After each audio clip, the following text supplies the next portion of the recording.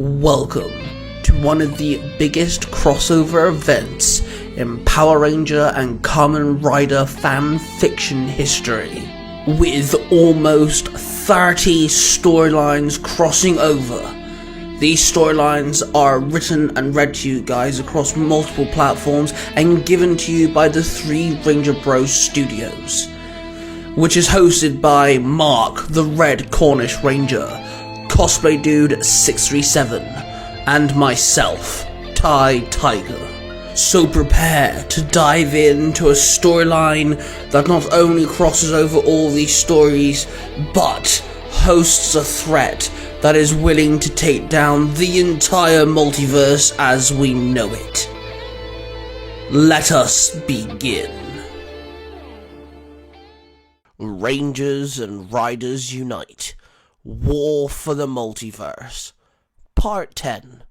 The End of the Silver Morphing Master. The Silver Morphing Master floated there, ready to take on the heroes before him. It's time to end this. We know you're no true Morphing Master. Jason barked. You're just a wannabe who takes their issues out on others. Mark retorted. It's time to end this for good, Dante said. For the multiverse, Jacob muttered. Guys, keep him busy. I'll execute the plan. Don't worry, A said. Then in a flicker of silver, he shimmered away. This'll be the end, yes. But I will be victorious, the Silver Morphing Master muttered. For the sake of the multiverse, it's morphing time! Jason roared. Jason, Mark, and Dante all held out their power morphers. Red Dragon! Jason yelled. Kerno bis Vicken. Mark called out. Mastodon! Dante barked. Their coins glowed in a shimmer of red and black. Jason was merged with the Ultra Grid and morphed into the Red Ultra Ranger. Mark was merged with the Morphing Grid and morphed into the Red Cornish Ranger. And Dante was also merged with the Morphing Grid and morphed into the Black Mighty Morphin Power Ranger. Jason slipped on his ring and held it in front of his rider belt. Henshin! He roared. A red glyph appeared beside him, and he held out his arm. The glyph shimmered through him and encased him in his suit and empowered him with wizard magic, and he transformed into Kamen Rider Wizard. Ha! Pathetic, the Silver Morphing Master growled under his breath. The Red Ultra Ranger launched into the air and slammed his foot into the Morphing Master's staff as he blocked the kick. Then the Red Ultra Ranger brought his fist down hard and slammed the Morphing Master to the ground. The Red Cornish Ranger ran in with power sword in hand, and he slashed the Morphing Master several times as he hit the ground. He then rolled out of the way as Kamen Rider Wizard held out his hand, and a small red glyph appeared before his palm, and then the red glyph appeared under the ground of the Morphing Master. A massive flaming blast erupted from the glyph, scorching the Morphing Master. The Black Ranger jumped into the air, his power axe in blast mode, and he fired multiple times. It rained down on the Morphing Master. The 4 heroes grouped up and watched as the Morphing Master stood unscathed, his Morphing Master robes fixing themselves with ease. Ace! Do it! The Red Ultra Ranger ordered. Then there were several heroes that teleported in. The new and improved version of Power Rangers Royal Britannia appeared. The English Ranger jumped in and double-kicked the Morphing Master. The Scottish Ranger landed behind the Master and grabbed him by the shoulders and pulled him down backwards as she kneed him in the back. Then the Welsh Ranger jumped in and slammed their fist into the Master, slamming him into the ground cracking beneath him. Then, as the Morphing Master bounced off the concrete, the Irish Ranger came in, bursting out of the ground and punching the Master back into the air, and then suddenly he teleported away.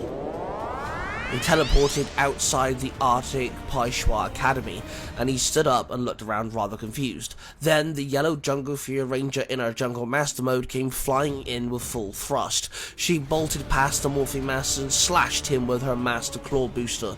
The Red Arctic Fear Ranger landed before the Master and double-kicked him multiple times. As he staggered backwards, the White Arctic Fear Ranger appeared and struck the Master with multiple punches.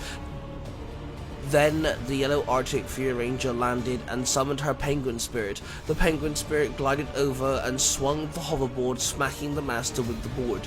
The Master was thrown back, and before he could hit the ground, he teleported away. He appeared on the Animarium. He stood and looked up to see the Wild Force Ultra Zord staring down at him. The Ultra Rangers activated their final attack, and the Ultra Megazord brought down its almighty sword and slashed the Master. There was a massive explosion, and the Master laid there. His surroundings shifted as he stood and saw the Ranger Council's community building stood before him. He stood, and suddenly the King Tyrannid Ranger and Old Man Mark both appeared, and both dealt a devastating slash, the cross slash causing an explosion that rippled through the Master. Then suddenly the Red Corners Ranger appeared and rammed his hand into the Silver Morphing Master and pulled out some of his Morphing Master energy in the form of a silver ball. He then rammed the Dragon Dagger into it, killing the portion of the Master's power. Then the portal opened, and the Red Corners Ranger kicked the Silver Morphing Master through it, and he landed in Universe 19. The Morphing Master stood and saw that he had been transported to Universe 19. He recognized the energy frequency rather well. You really think blinking me around from location to location, universe to universe, is gonna stop me? Stop playing games and fight me! The Silver Morphing Master roared. Then he was hit by an energy blast. He turned to see the Cyberforce Rangers. Each one had their blasters in hand. They all opened fire. Each blast barraged the Master. He then summoned his staff down onto the ground, sending a shockwave, knocking the Rangers off their feet. The green Cyberforce Ranger found her footing quick and summoned her cyber crossbow. She quickly took aim and fired it. The green energy arrow struck the Morphing Master. Then he was teleported away. He blinked, and he was suddenly in the sky, high in the clouds. He looked down and saw the sky base below him, floating there. Then suddenly the Skyforce Rangers came flying in, each of them in their individual Zords. The Skyforce jet-like Zords flew around him in a sequence of formations. Open fire! The Red Skyforce Ranger barked. All 5 Zords opened fire, and each one of them hit the Master. The Master struggled to move under the barrage of massive energy blasts, but eventually he was able to summon a shield to deflect the incoming fire, and he teleported away. He appeared in a car park. His shield diminished, and he looked around and saw 5 Kamen Riders stood before him.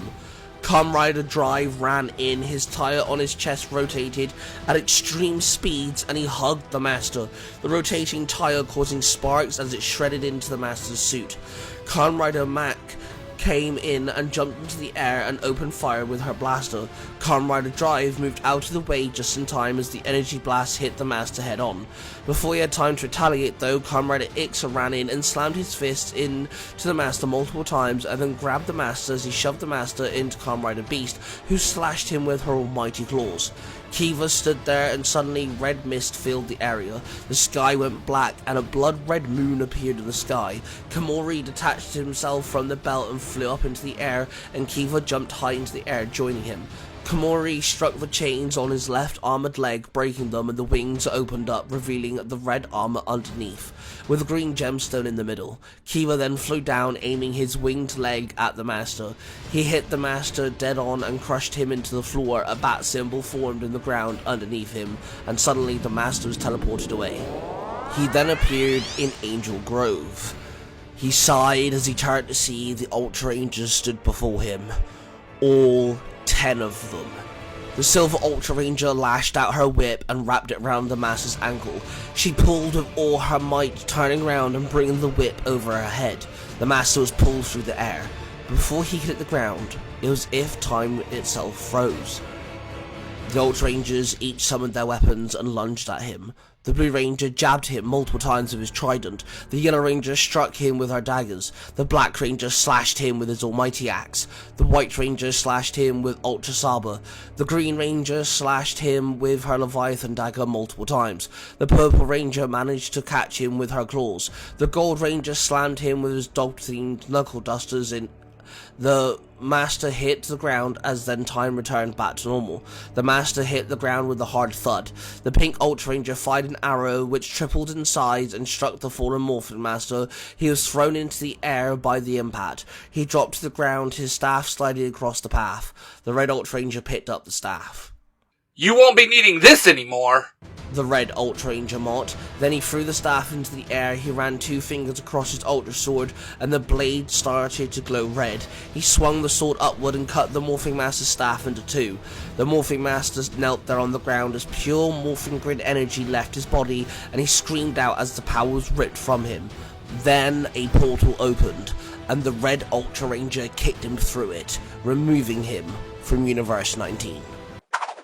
He appeared from a portal. As he hit the ground, he realized he was in another version of Angel Grove, but this one was obliterated, nothing but rubble laid around him. The Silver Morphing Master stood and knew full well he was in Universe 113. He turned and waited, but no one arrived. He stood there rather confused. Suddenly, the black Mighty Morphin Power Ranger appeared. What? No Future Foundation? No Comrade Gaim? No yin and yang working together? The Silver Morphing Master mocked. Nope. Just your 3 students, the Black Ranger stated, pointing at him.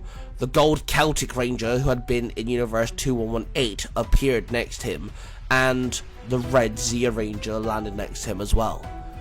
Eric and Xander. Oh, I get it now. You know who I am. The Silver Morphin Master sighed. He could feel his powers now waning. All 3 Rangers summoned their weapons and charged at the Silver Morphing Master. The Red Ranger slid across the ground and slashed the Master's legs. The Gold Ranger jumped up, and as he landed, he stabbed his javelin into the Master's chest plate, cracking it. The Black Ranger, with all his might, swung his axe. The blade collided with the face of the Master and shattered the faded mask. The Silver Morphing Master staggered. He looked directly at the Black Ranger with his actual eyes, his human eyes. For the first time in a long time, he saw with his human eyes. Thanks, boys. I'll take it from here, the Black Ranger told his 2 best friends. Then he hit his teleporter, and the Silver Morphing Master and himself teleported to the land without time and space. The Master stood and spun around in horror that once again he was still in the place that he was birthed. His Morphing Master facade was created. The Red Ultra Ranger, the Red Cornish Ranger, and the Black Mighty Morphin Ranger stood there waiting. Of course you would win. I am no fighter. I am a creator. Hell, I'm just a puppet. The Master sighed. Hence why you manipulated a poor soul into being a massive multiverse threat. The Red Cornish Ranger replied. Exactly, the Master stated. Drop the suit. You don't need it anymore. The Red Ultra Ranger demanded. The Morphing Master took a deep breath in, and in a flash of white light, his Silver Morphing Master armor vanished, leaving the man there alone with no more power. Adam Park of Universe 113 stood there for the first time in a long time. The 3 Rangers demorphed. Adam stood there confused. He was waiting for the final attack, the final fight, waiting to be removed from existence just like the Power Rangers did to every single monster they ever encountered. But then Jason walked over to him and held out his hand. Nice to meet you, Adam, Jason said with a weak smile. Adam took the hand shakily and shook it with the response of Jason's tight grip. I am confused, Adam muttered. We fight monsters, not humans. Why would we make you blow up? Besides, you are the result of control and manipulation. Mark told him. So now what happens to me? Adam asked shyly. We can figure that as time goes on, Dante replied. Wait, you guys knew who I was? And your plan was just what exactly? Adam asked. We kinda gathered you wouldn't have put much of a fight. If you're truly a Morphing Master, you would have done so. Actually, if you're truly a Morphing Master, we wouldn't have stood a chance, Dante replied. You also give one person all the power.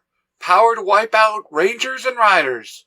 We figured it out because you didn't go after our villains. Hence why we brought them in. This wasn't about dimensions. You don't care if your little pawn won. You wanted to piss off William. That was your end goal, Jason stated.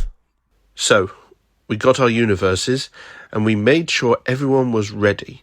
Each one hit you with something. You're getting blinked around different locations, then jumping universes, keeping you on your toes. It throws you off balance. Mark explained. You guys are from completely different universes. You lead different teams, and yet you manage to work together. I can truly see why William favours you three, Adam muttered. Adam walked around the empty rock platform. I hate this place. I just want to go home. I don't even know where home is anymore. Adam cried out. A small tear ran down his cheek. And you will eventually. We have a few tests we want to do with you first. But you should, for the most part, be able to return to Universe 113. Jason told him. Adam turned to him at the mention of his home universe. But on one condition. No more Ranger business. I think it's only fair, for safety and trust of all of the Rangers connected throughout the multiverse. And you will live the rest of your life a normal civilian. Mark suggested. I think that is fair.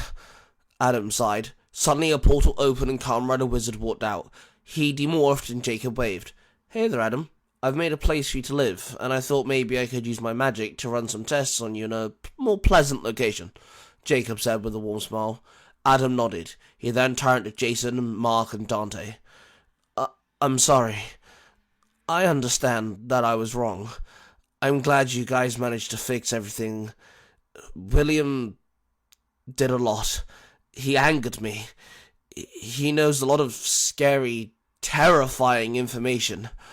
I wanted to help champions and defenders, but that's all he would tell me. I truly fear for your future. You should too, Adam told them. Oh, don't worry about William. He is next on the agenda, Jason said with determination. Hey, Adam, I'll come see you soon, okay? Dante nodded. Okay, thanks, Dante. I would like that a lot. Adam nodded. He then followed Jacob through the portal, and the trio stood there in the land of time and space as the portal closed. You know, he has a point. Without all of us working together, even before we knew who the true mastermind was, we would not have had a single chance of success. Mark stated. Yeah, glad we can rely on each other, especially in massive times of crisis, Dante said with an awkward grin. Maybe we need a solid communication between Universe 1920 and 113. That way we don't fall for the element of surprise. We can manage situations better and, as always, work as a team, Jason suggested. Mark and Dante nodded in agreement, and then William appeared before them. Well done. You managed to defuse the situation pretty quick. Maybe there is more to you Rangers than big robots, weapons, flash explosions, and dragged-out fights. William chuckled. He was only on this path 'cause you put him on it, Jason barked. Seems like you're the result of a lot of stuff, Dante growled. It's time, William. Tell us what you know. Mark snapped. Yes, you cleaned up my mess, and I appreciate you for that. And yes, a deal is a deal. What do you want to know? William asked as he adjusted his glasses. Champions and defenders. Adam said it. Explain that, Jason demanded. Sure. I'm a part of a team called the Mysteries.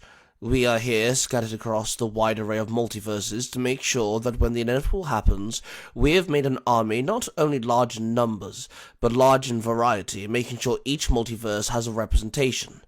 But we are unsure, as if this war wages, if our enemy would sneak attack these multiverses that our champions have left behind. So we also look out for defenders, original people from these multiverses to defend, and that we can entrust to defend their homes once the champions have left, William explained. So, me and Jason are defenders? Mark asked. Yes, I need you, Mark, for several reasons. You have, without realizing, made friends and connections, and hell, you've even led some of which are my champions. Some, however, you will aid in defending, and Jason is a fierce leader nevertheless. Someone who aura alone admits leadership and strength. Someone every ranger would be proud to follow, William stated. And that makes me your champion, Dante sighed.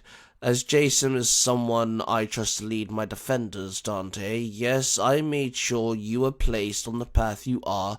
You will lead my Power Ranger champions when the time is right, William told him. I don't like it.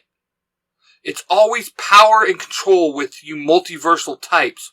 Why can't you just let us be? Jason snapped. I have to agree. The manipulation.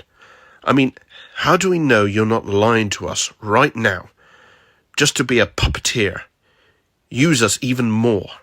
Mark sighed. That is why you have 5 minutes with the boss. You'll not remember the conversation we just had, nor will you remember the conversation with the boss, not until that you need that information, and I am willing to be a bit more hands-on from now on. Actually, use myself as means of communication. You know, in case something tries to kill Father Christmas, or Cupid goes insane again, or if someone else believes they can go and ruin the multiverse, William told them. A white door appeared before William as he stood to one side. Jason stepped up to William. Sacrificial promise. I understand sometimes you have to do what you do. I get it. But we need to be more involved, even if it's just us three. So promise me that you will keep to your word. Let us remember when we need to, and be there when we need you to. Jason demanded with his hand extended. William looked at Jason's cold expression and saw all the desperate emotions hidden behind the sturdiness in his eyes. Agreed. William nodded and shook his hand. There was a small energy surge that filtered through both their palms. What the hell did you just do? Dante asked. Thank Shinra. She just sent me a message and explained what to do. Now if William breaks it, I die. And he loses his precious leading defender. Jason told them. I guess we better start trusting each other then. Mark retorted as he looked back at William. Dante stepped up to the white door and Jason and Mark followed him. Dante touched the door and it swung open. The three rangers were swallowed in by the light. As the light faded, they were in a cottage, a roaring fire dancing in the fireplace. Before them, there was three young men, one in black, one in blue, and one in red. The one in red looked at them and smiled. It's nice to finally meet you guys. We're the leader of the mysteries. This here is my friend Eric, this is my brother Leo, and I'm the head of the operation. You can call me Sparks, said the one in red. The three rangers looked stunned. They gave each other a confusion-filled look, then looked back at the three mysteries. We understand you have some questions for us, Leo asked, and then for the next 5 minutes, Dante, Mark, and Jason finally understood everything that was at stake. What you have just listened to is a product created by the